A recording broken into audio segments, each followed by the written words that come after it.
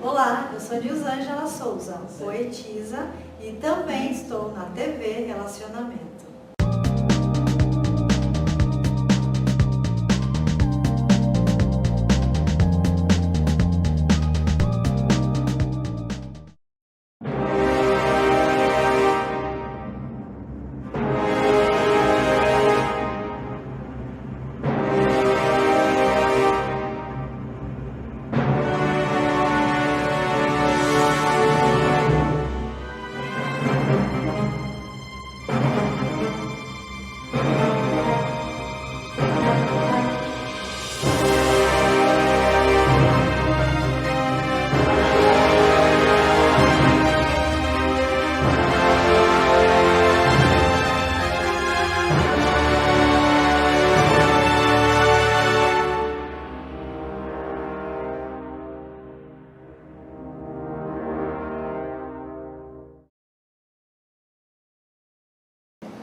Olá, internautas, iniciamos mais um programa Você é Top. E hoje o nosso programa está realmente muito top. Nós tivemos aí a honra e o privilégio de ter aqui um cineasta brilhante, Gastão Coimbra. Gratidão, viu, meu amigo? Você com tantos compromissos aí vem nos dar aí esse momento maravilhoso. É um prazer estar com o meu grande amigo aqui, né? Sempre que ele me chama eu faço questão de vir, né? Obrigado. E prestigiar o seu programa. Tá bom. Gastão, conta um pouquinho para os nossos internautas onde você nasceu, um pouquinho da sua trajetória profissional e em que momento da sua vida que você falou, eu quero ser cineasta. Olha, eu sou de Ituverava, no interior do estado de São Paulo, que inclusive é do Vitor Martins também, que era o compositor lá do Ivan Lins, né? E do Gustavo Borges também, nadador, né? Ok. Essa turma, e o Marcelo Tassi também é de lá. Então esse é o pessoal de lá que veio de Ituverava e fez alguma coisa assim de diferente, né? Então eu tinha duas paixões, né? Logo cedo eu queria ser, sabe como é que é adolescente, né? Sonha mil coisas. Eu queria ser piloto ou astronauta e eu queria ser cineasta. As duas coisas. Eu acabei formando as duas. Me formei piloto comercial, cheguei a voar 1.800 horas como piloto. Cheguei a voar Airbus um pouquinho na TAM, curto período. Tivemos aquele ataque das torres gêmeas aí, houve uma demissão grande, né? E também fui desenvolvendo paralelamente como hobby a cinematografia. Por que? Exatamente devido aos custos absurdos, né? Tínhamos aí, a gente estava conversando há pouco tempo, mas o nosso telespectador não escutou isso, né? De que tínhamos aí um custo alto, né? Na época, o que seria hoje 4, 5 mil reais uma lata de filme, né? Que era 1.800 reais, né? Então era muito inviável ser cineasta. Você tinha que ser de uma família muito abastada, um herdeiro de alguma coisa, senão você ia à falência para fazer uma longa-metragem, né? E outra coisa também, você tinha que revelar aquilo, você tinha que ter o saco preto, você tinha que ter isso, tinha que ter aquilo, tinha que ter chassis extra para a câmera. Era uma série de coisas para se trabalhar com uma câmera dessa. Tripés eram pesados, caríssimos, tripé Sattler, que é o que se usa na cinematografia mundial ainda, né? Eles já estão menores, mas na época eram muito parrudos por causa do peso, custavam, hoje ainda custam 35, 40 mil reais, um tripé, né? Estou falando nem da câmera, né? Eu tive a sorte aí, mais para frente, de comprar de uma senhora idosa, que o marido veio a falecer, e tinha uma câmera 35i, e eu comprei, fiquei um período com ela. Como a câmera estava sem chassis, ela, na cabeça dela, achava que a câmera estava quebrada, porque estava sem chassis, o que é normal. Mas eu, sabendo que aquilo ali ia acabar parando na mão de um atravessador, eu falei para a senhora, então eu compro. Comprei por preço de banana, algo que custava o preço de uma Mercedes. Legal. Graças a Deus tem pessoas que se desfazem das coisas sem pesquisar muito, né? Senão não teria se tornado cineasta. Você chegou a fazer um curta antes? Vários.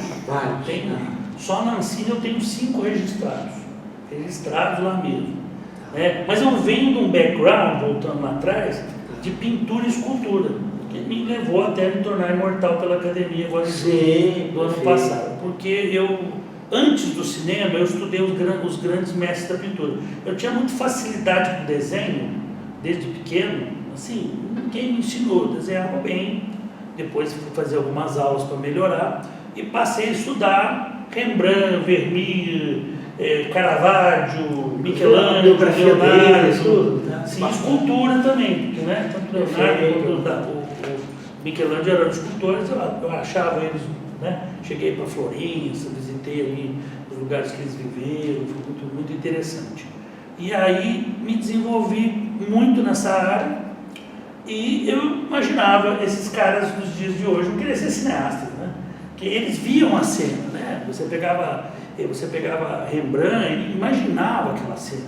Exato. A cabeça dele não tinha um cinema, mas se tivesse, eu tenho certeza que Rembrandt ia reproduzir aquilo em filme, né? Porque na cabeça ele tinha o ângulo, o enquadramento, tudo correto já, né?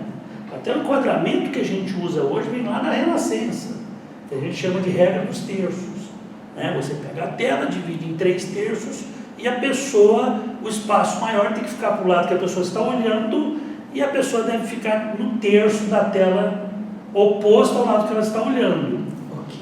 E manter aí 2 polegadas, como o americano fala, para encostar no teto, né?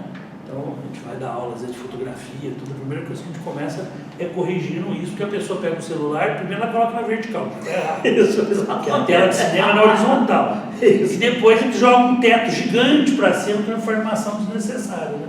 Sim. Então, aí é o padrão mundial, pode ver nas novelas todas, você deixa 2 polegadas acima da cabeça de quem está sendo filmado naquele momento. Mas é interessante, porque muitas vezes a pessoa não observa, né, que tem isso daí. Né? E isso surge lá com Leonardo na Renascença, né, com os grandes mestres da pintura, já surgiu ali. Você vê a Mona Lisa, ela tem uma leve inclinação, ela está na regra dos terços. Então esses caras, né, já tinham essa visão da cena e a gente foi se nutrindo dessa são precursores aí Os precursores. Eu acho que eles são os pais aí desse cinema. Principalmente os barrocos, né? O barroco holandês, que é o mais forte, que já existia essa coisa de uma luz, a fonte de luz central, né? Mas os modernistas não tiveram essa preocupação. Não, aí já é outro, porque é um abstrato, a luz não importa tanto, né? Então foram realmente os clássicos que influenciaram, né? Toda essa geração, principalmente da década de 30, 40 também, né? Que você usava uma fonte de luz forte pela janela e tudo isso que acabou, eu adoro até hoje, né? Ô Gastão, e tudo assim, você tem no filme, você tem o diretor de cinema e você tem o diretor de fotografia também, né? Sim. Que domina a luz direitinho, né? Tá, essas coisas. Me falaram o seguinte, se você pegar o mesmo roteiro e dar para 10 diretores de cinema, sai 10 filmes diferentes. Sai 10 filmes diferentes, sabe? Porque cada um tem um foco, o pintor também, né? Se você pegar o Rembrandt, o Leonardo, Michelangelo, botar numa sala, botar a mesma mulher ali, vai ser um monte de quadros diferentes. Exato. Sai semelhante, que é a mesma pessoa que está posando, mas são formas de misturar as tintas, de dar um foco de luz diferentes, né? E o próprio Leonardo, ele tinha um grupo, eu estudei muito Leonardo, eu cheguei a reproduzir algumas coisas de Leonardo, eu tenho alguns desenhos que eu reproduzi a olho nu, olhando, para reproduzir o traçado do Leonardo, que eu achava ele, não sou só eu, né? Todo mundo acha um gênio, né? E fiz algumas telas, por exemplo, pintei algumas telas com fotos antigas, mas no estilo do Rembrandt, por exemplo, para reproduzir. E aplico tudo isso no cinema hoje, né? Aplico a forma, o visual. Então, quando eu sou elogiado, eu falo, tem coisa por trás de tudo isso, né? Não é um acerto acidental, assim, né? A gente usa todo esse conhecimento para que no final isso fique. Mas voltando ao Leonardo, o Leonardo tinha um grupo de alunos chamados Leonardeschi. Então ele ganhava, para aceitar a pessoa tinha que ser muito bom. Então o pai e a mãe chegavam e falavam, meu filho é muito bom. E ele dava aula. E ele punha uma bolsa para posar e eles pintavam o estilo dele. Ele explicava como ele fazia. A pessoa estava pagando para aprender o estilo dele, né? Depois criava o estilo próprio. Primeiro você vem aqui comigo, depois você faz o que você quiser. Né? Então teve muitas pinturas, inclusive, que surgiram depois, que confundiram achando que era do Leonardo, e depois foram descobrir que eram dos grupos dos leonardescos, que estudaram com ele. Certo. Até Só que a hoje fama ainda tem continua isso. dele. A fama continua nele, né? Ah, Esse Jesus que apareceu agora recentemente, né, que consideram a obra última, a obra assim encontrada dele, né, maravilhosa, por sinal, alguns críticos falam que é de algum aluno brilhante dele, porque como tem alunos que imitavam tão perfeitamente o até traçado. o domínio da luz, tudo, né? Sim, porque tem gente que falou, poxa, o cara é muito bom, né? É verdade. Você imagina, mesmo sendo uma cópia inspirado, né? O indivíduo ter a possibilidade de ter estudado o Da Vinci é uma coisa que, Sem dúvida. né, que é incrível. Mas o cinema, depois, vários se inspiraram, né? O Ridley Scott, que é o que fez Cruzadas, que fez a série Alien, né? O Oitavo Passageiro. Isso, perfeito. Vários filmes, né? O último que ele fez de Ramsés, né? Que abre o mar, aquela coisa toda. O Ridley Scott foi pintor clássico também. Não diga, Sim. Essa base é tão importante. Ele fez o Chuvadeiro também. Vários filmes. O Ridley Scott é um papa aí, depois do Steven Spielberg, eu acho o Ridley Scott um monstro sagrado do cinema, né? E o Ridley Você Scott... tem inspiração deles também, né? A gente sempre tem, né? O Steven Spielberg fala o seguinte: eu sou tudo que eu já assisti, gostei, mais a minha contribuição. Então, assim, outro dia pegaram meu trailer e falaram, parece o Duna. Eu falei, não é que parece o Duna. Primeiro que eu lancei o trailer antes do Duna. Não foi lançado ano passado.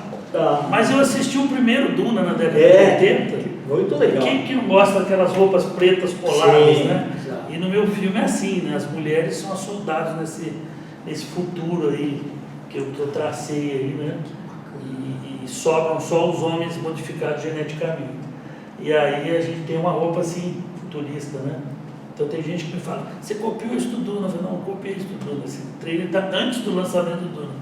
Talvez eu tenha me influenciado pelo primeiro Duna. É verdade. Mas não tem nada a ver, né? O contexto. Eu escrevi um filme agora que eu quero fazer, e um personagem ele tem uma deformação. Né? É uma moça linda que vem para o Brasil, baseada numa história real, uma brasileira que foi.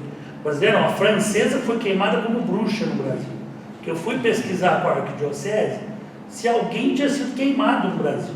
Como Você viu 1800 por aí, alguma coisa? 1492. Nossa, E aí eu criei um personagem, porque sabe-se pouco dessa história, Sim. pouquíssimo, assim, é uma época que não tinha referência. E aí eu criei um personagem que era o antagônico dela, né? Ela é maravilhosa, tanto que ela foi queimada porque as mulheres falaram que ela era bruxa para ela morrer queimada, porque os homens ficaram apaixonados por ela. Olha que louco. Tá. O ser humano continuou podre, né? Ela era muito bonita, isso aqui chamava-se São Paulo de Piratininga, tinha apenas 1.800 pessoas morando em São Paulo, e um vilarejo, né, de europeus aqui, não tinham nascidos aqui. Quando chega aquela mulher linda, maravilhosa, o marido dela morre acidentalmente, e todos os homens começam a cortejar, os homens casados, começam a cortejar a moça. E aí acabaram, ela sabia fazer algumas posições, eu não posso nem contar porque eu posso ser plagiado. É o próximo. A minha pesquisa, o brasileiro plageia, o outro sem dó, capaz de aparecer um filme igualzinho.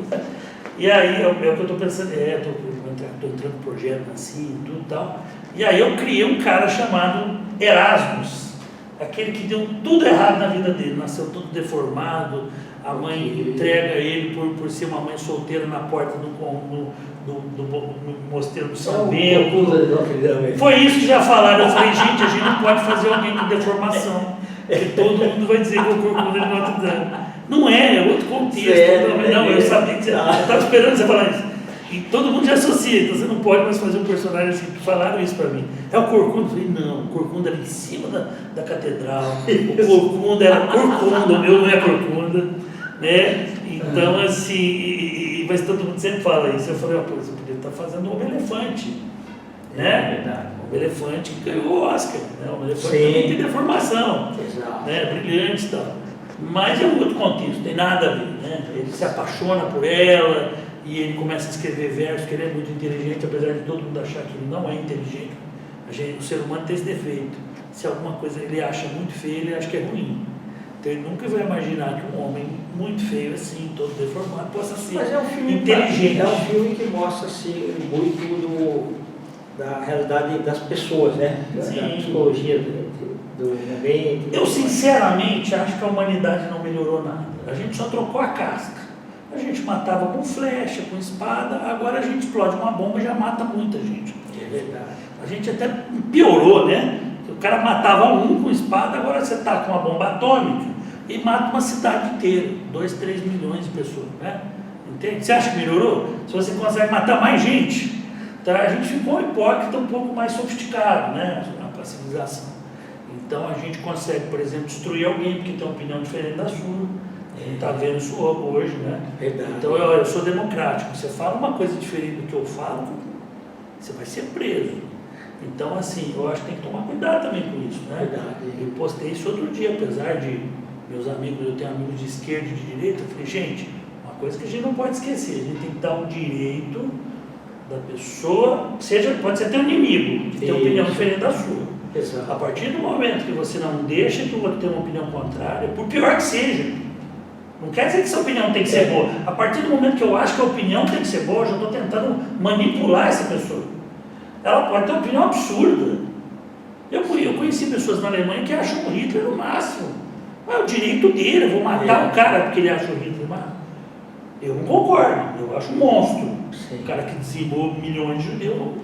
Mas tem gente que tem que ter, a pessoa tem que ter esse direito, né? Exato. E a gente está vivendo um momento que não tem mais direito.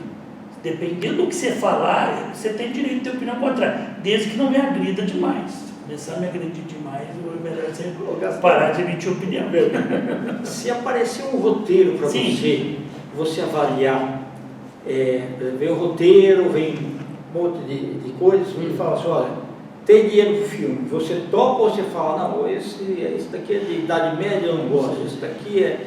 Você se dá direito de avaliar se você quer fazer o filme ou não? Sabe qual é o problema? Eu sou um diretor roteirista.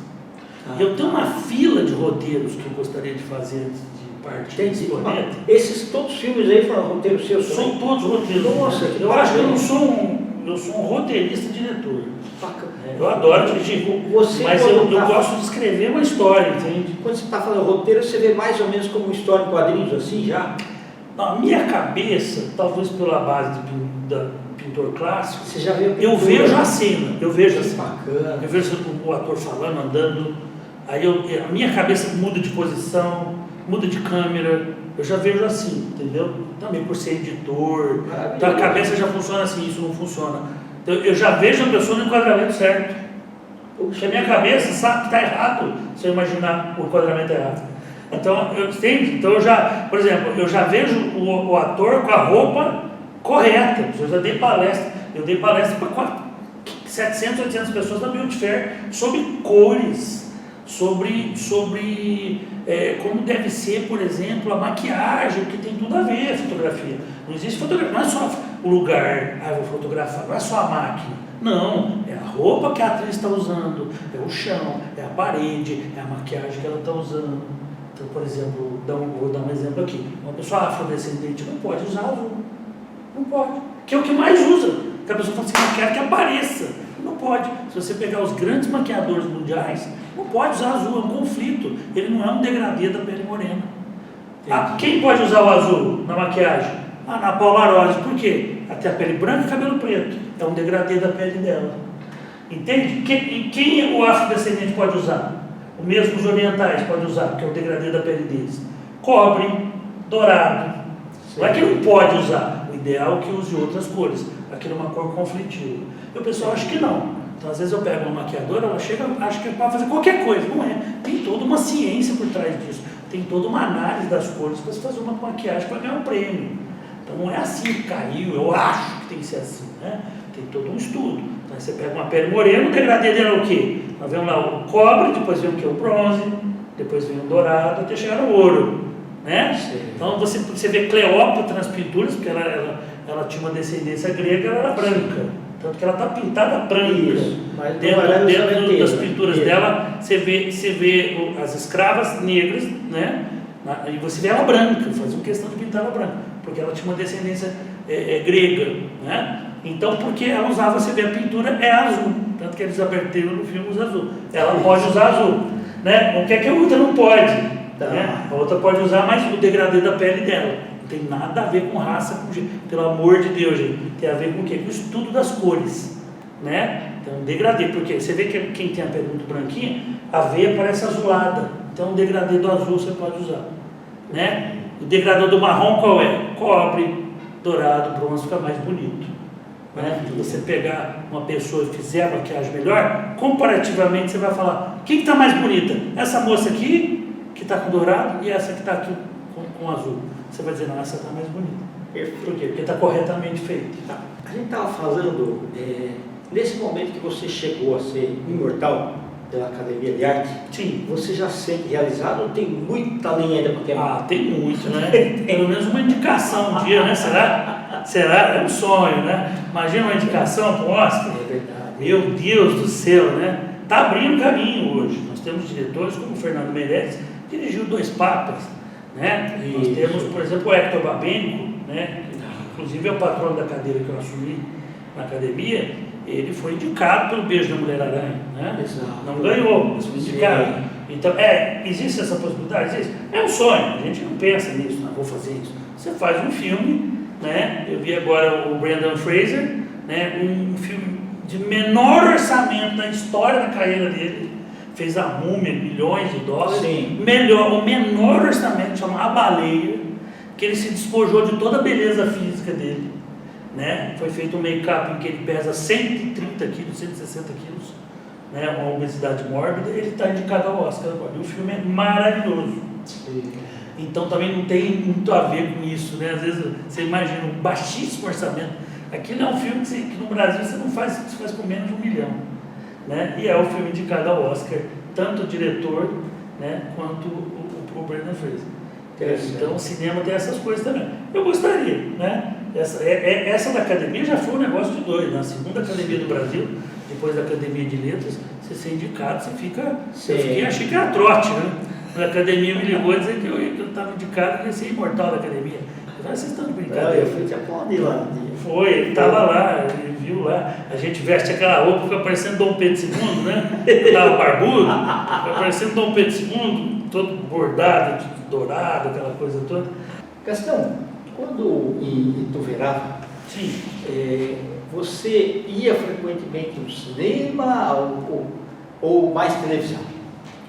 Não, eu ia no cinema e eu fiz umas coisas que, né, depois eu vi até que o Steven Spielberg fez algumas coisas parecidas com o que eu fiz na minha época, e eu entrava com um gravador grandão, escondido numa sacola, para gravar o som dos filmes, de tão fanático que eu era. Entendeu? Então, não dava para gravar a imagem. Eu entrei no Super-Homem do Christopher Reeve, lembra? Eu lembro. Eu gravei que eu queria aquela abertura, né? Sim. E entrei no Star Wars também, gravei. Legal. E aí a minha irmã, que era casada com um militar, hoje coronel, naquela época ele era tenente, eles moraram em outros lugares que pegava a Rede Globo, e depois ela foi morar em Manaus. Ela trouxe, eu lembro até hoje, um disco para mim do Super-Homem original, que não existia assim. São Paulo tinha.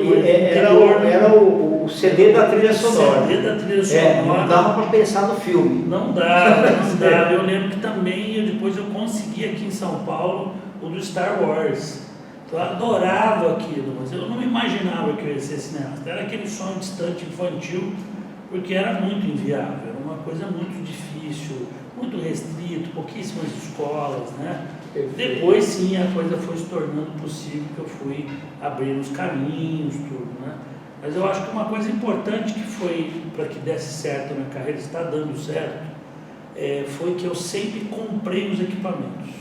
Mesmo com toda a dificuldade, eu deixava de sair, e às vezes eu deixava de viajar. Né? Foi um sacrifício. Eu não era alguém, minha mãe é professora universitária, meu pai é advogado.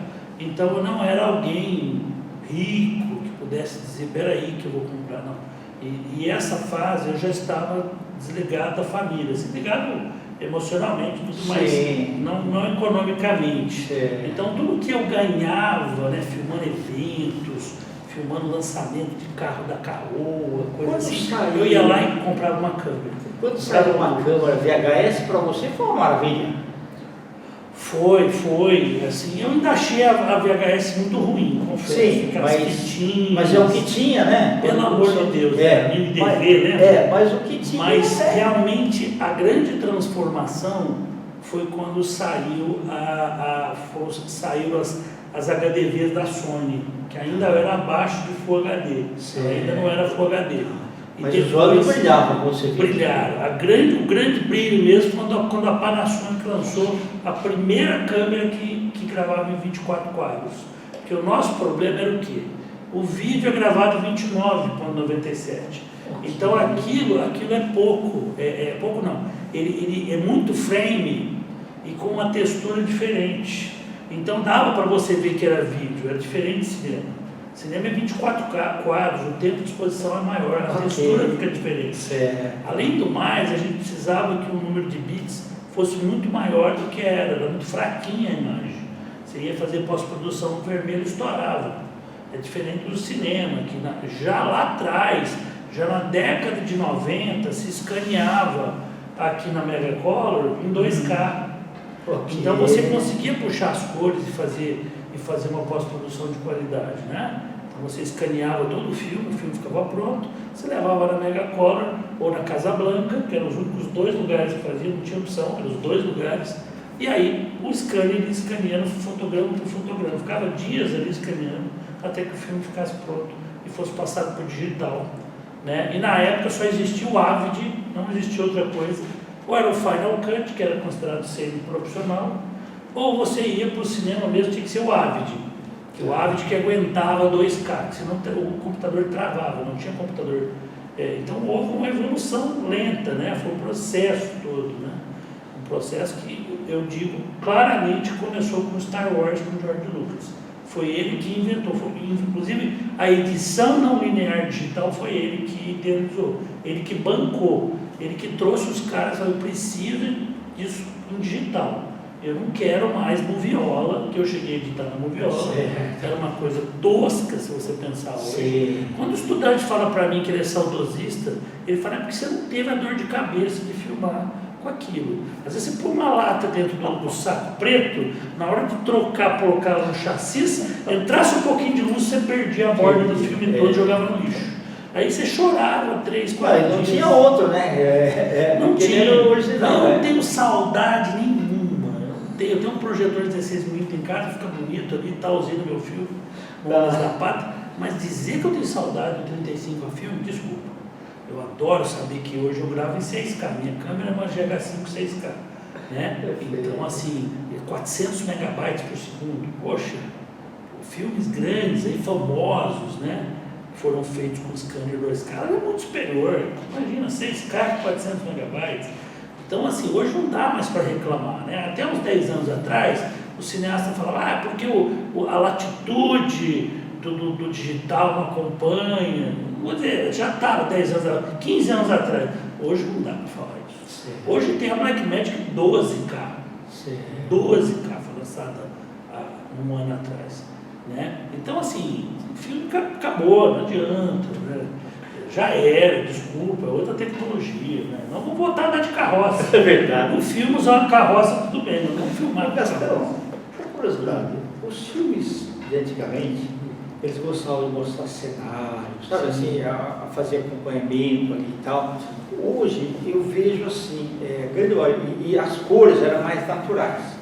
Hoje assim, eles procuram colocar um tipo de um azul meio estranho assim e tal, não precisa ser só de suspense e terror, não. Quase todo tipo de filme eles põem lá um azul ali e tal. Mas o chroma key, azul chroma key, eu estou falando um azul normal. Azul normal, assim, o cenário, sabe, né, assim.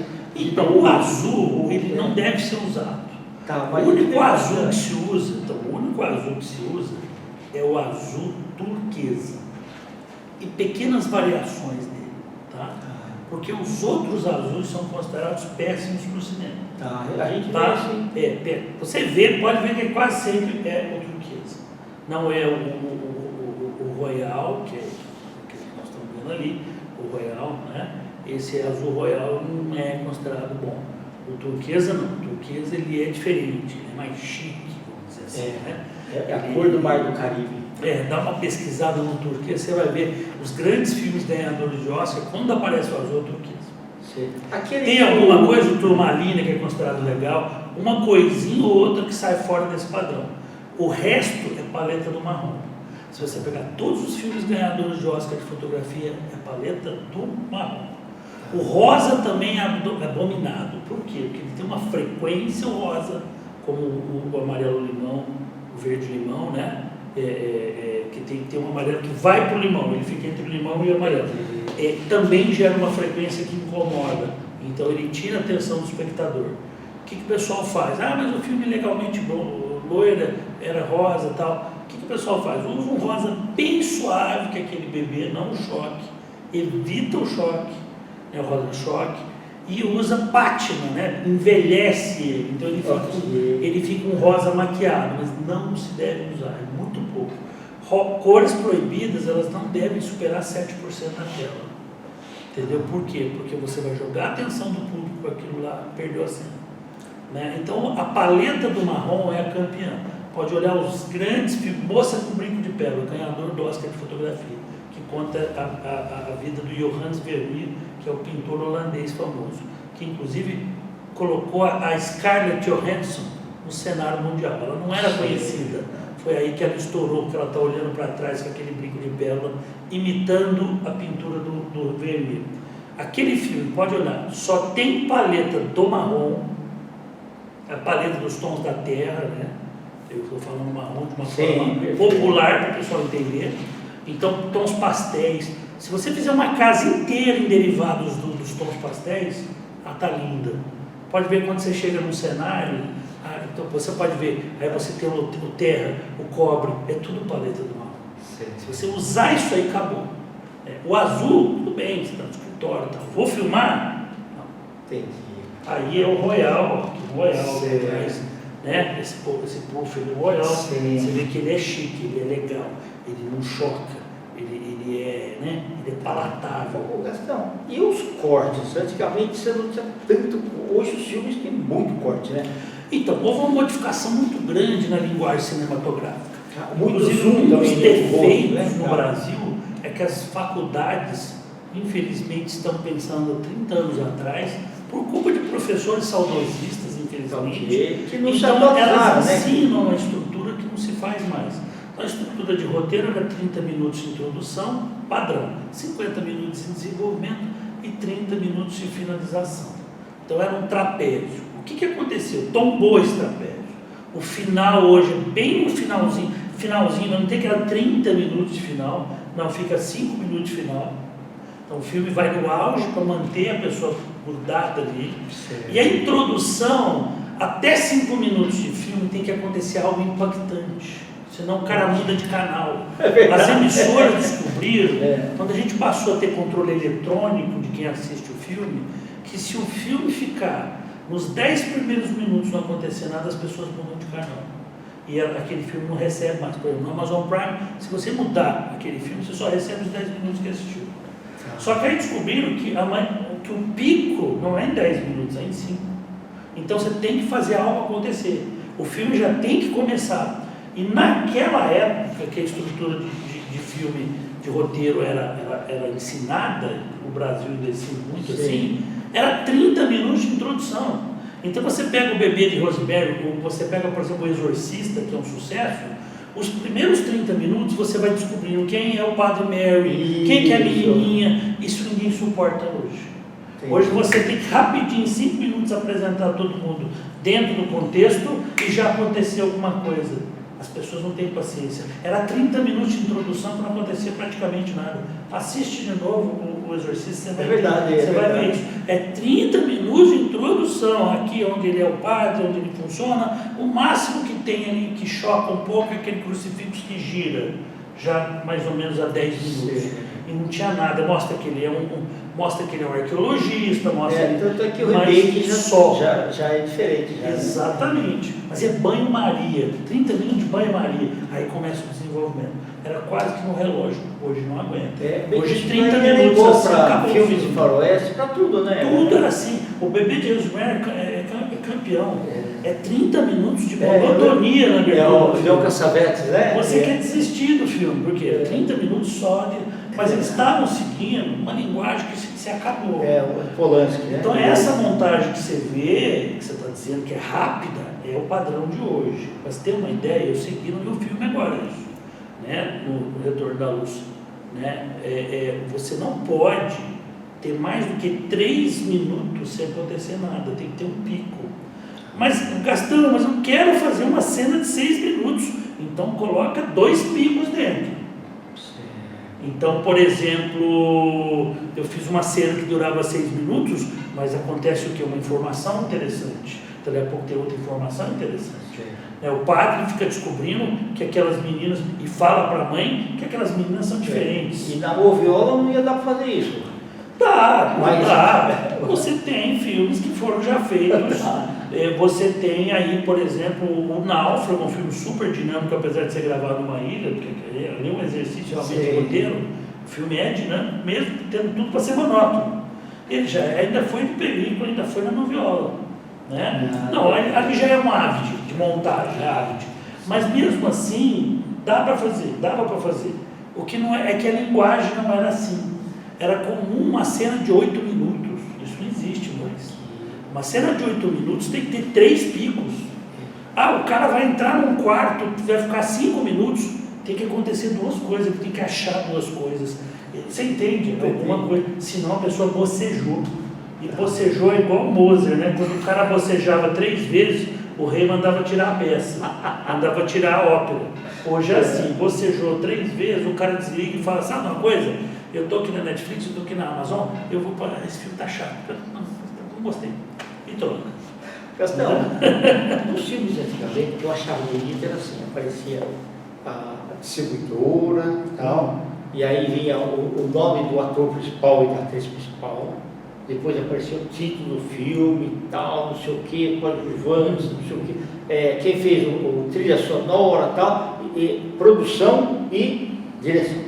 Né? Já mudou de canal. Pois é, hoje já não tem já mais mudou isso. de canal, o cara já mudou de canal, por isso que não tem mais. Começa o filme direto porque a pessoa tem que falar, esse filme é bom, depois vê os créditos. Se você começar pelos créditos, você mata o cara. Nossa. Você mata o cara. Inclusive, isso mundial. Os últimos fiascos que nós tivemos no Tarantino, sim. E todo mundo adora o Tarantino, eu sou fã do Tarantino, mas ele faz alguns fiascos também. Sim. Além de extrapolar sempre o budget do filme. O cara fala assim, vai custar 50 milhões, isso custa 100 o filme dele. O pessoal já treme quando sabe que vai produzir filme dele. Já faz o orçamento dobro, porque ele filma a mais. Tá? Eu sou fã do cara, mas o cara tem umas dificuldades. O Tarantino já fez isso, ele quer imitar os faroeste que ele amava, aí ele começa com o Bastardos e Glórios lá, ele põe a música do Alamo.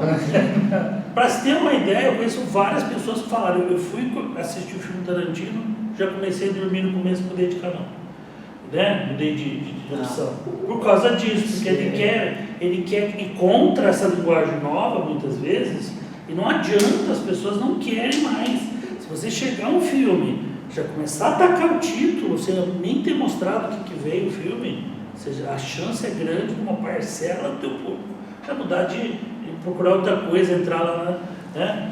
Então, assim, hoje o que você faz? Você traz um momento importante do filme legal. Eu não vou montar o filme, eu viro para o diretor, sou montador, faz quando eu não sou o diretor.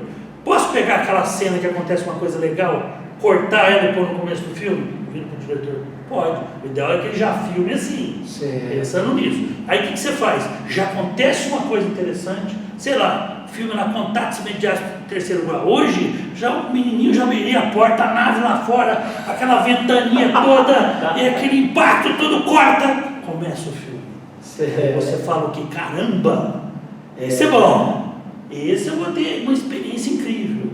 Então hoje você tem que degustar o filme. Você tem que mostrar para quem está assistindo que o filme é bom. Depois você vem com coisas que, sinceramente, o crédito é chato. A não ser um ou outro, tipo Homem-Aranha, fizeram toda uma montagem. Mas olha, o que ocorre? Eles, no final, principalmente Netflix, sim, acaba o filme e você acaba não vendo os créditos. E aí, para prestigiar o diretor e o... Aí são outras brigas, né? Por exemplo, quando o sinal vem para cá, eles fazem isso lá nos Estados Unidos, é obrigatório mostrar os créditos. Ok. Eu cheguei nos Estados Unidos, em 3 vezes que eu fui para os Estados Unidos, eu também trabalhei na Embraer, eu mantive as 2 profissões, fui aviador, fiquei em período na aviação, fui instrutor na Embraer, para você ter uma ideia. Conheceu o Osílio Silva? Eu conheci uma entrevista, não lá na Embraer, porque ele já não estava mais. Fizemos uma entrevista, ele, inclusive, no dia eu entrevistei o astronauta Marcos Pontes também. Né? Que eu gostaria de fazer a vida dele. A gente está esbarrando em alguns problemas aí, que tem parentes que teriam o nome ia aparecer, e não teria que ter autorização.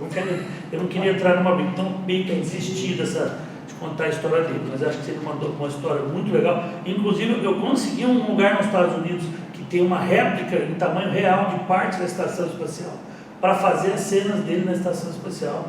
Ia ficar muito legal. Fiz todo consegui o lugar que fabricou o macacão dele, tá? Porque não sabe, mas foi fabricado no Brasil. A NASA ela não dá o macacão, aquele azul. Ela fala o padrão do brim, como tem que ser, chama tudo, e você que tem que fazer. Cada país faz. Tem que ser igualzinho. Então foi feito aqui no Brasil. Eu tenho contato com eles aqui. Eles fizeram o padrão que a NASA mandou, todo mundo pensa que não, que a NASA chega e cada astronauta ganha o seu. Não é assim, cada país tem que produzir um macacão no padrão que ela quer, e aí sim eles vão para lá e fica tudo igualzinho, né? Porque é o padrão dela, e é o azul royal. Desculpa, turquesa. Igual, por exemplo, o Indiana Jones teve proteção, quando termina o filme, que tem aquele balé lá, o pessoal dançando, que é muito bonito, né? Quando você vê a televisão, corta. Então, o que acontece com a TV? Elas têm um tempo determinado. Né? Então, aquele, por exemplo, Entre Dois Amores, Out of Africa, a música bonita lá, que ganhou o Oscar lá e tal, quando chegando aqui, corta. Então, eu fui falar da Embraer, que eu acabei não concluindo, lá nos Estados Unidos é obrigado a aparecer os créditos, é lei, porque o sindicato cinematográfico é muito forte. Processa a empresa e ganha uma bolada. Então é até meio sacal, né? Eu sei que eu sou profissional da área, mas fica passando lá um tempão e fica lá. E tem gente que não quer ver aquilo. Para quem não é da área, não faz sentido ficar vendo um monte de nome, né? Tá? Quem é da área, tudo, esse cara aqui, conhece esse cara. Mas a maioria não quer ver aquilo. No Brasil, não. Como não é regulamentado, o que acontece? Começou os créditos, corta. Porque está perdendo um tempo de comercial. Hoje uma inserção, a última vez que eu vi a tabela da Rede Globo, uma inserção no horário nobre era 980 mil. Então quando você vê um comercial de 30 segundos, 980 mil foram embora. A última vez, pode ser que já passou de 1 milhão. Mas a última vez que eu vi um kit publicitário deles era isso. Horário nobre, novela das 9, agora não é das 8. A das 8 é mais fraquinho. A das 9 é melhor agora, depois do Jornal Nacional. Esse horário ali do Jornal Nacional, é a última vez que eu vi, 980 mil. Quer dizer, imagina só. Então o que ele faz? Ele cortando um monte de final de filme, ele já ganhou 2 comerciais aí que ele teria que... Ou mais, né? Dependendo do tempo de crédito, são 4, 5 comerciais de 30 segundos que foram perdidos ali pelo fato dos créditos do filme. Eu sou contra, acho que tem que mostrar o profissional, né? Mas a gente no Brasil, a banda toca assim e não sou eu que consigo mudar isso. Só se um dia eu virar ministro da Cultura, aí de repente a gente mexe. Tá certo. Gastão, deixa seus contatos que nós vamos escrever aqui também. Eu posso dizer o seguinte, quem pode me mandar, por exemplo, currículo, né? Eu sempre dou uma olhada, minotauroproducine@gmail.com. Telefone eu não vou dar, senão não vou ficar ligando direto. Não, perfeito. Mas manda currículo, né? Atores, atrizes, técnicos, né? A gente dá uma separada, a gente nunca sabe. Às vezes você não quer um perfil, a pessoa pensa que não tem aquele perfil, de repente você olha e fala, nossa, né? Essa pessoa está a cara do personagem que eu preciso. A gente nunca sabe o que vai acontecer, né? Não dá para prever nada nessa vida. Você sai daqui, bate o carro, morre, acabou. Então a gente não sabe, tem que viver sempre achando que esse é o momento agora. Gastão, obrigado, viu? Opa, eu que agradeço. Internautas, os agradecimentos então a esse brilhante cineasta Gastão Coimbra. Nós lançamos mais um Você é Top. Grande abraço e até a próxima. Até a próxima.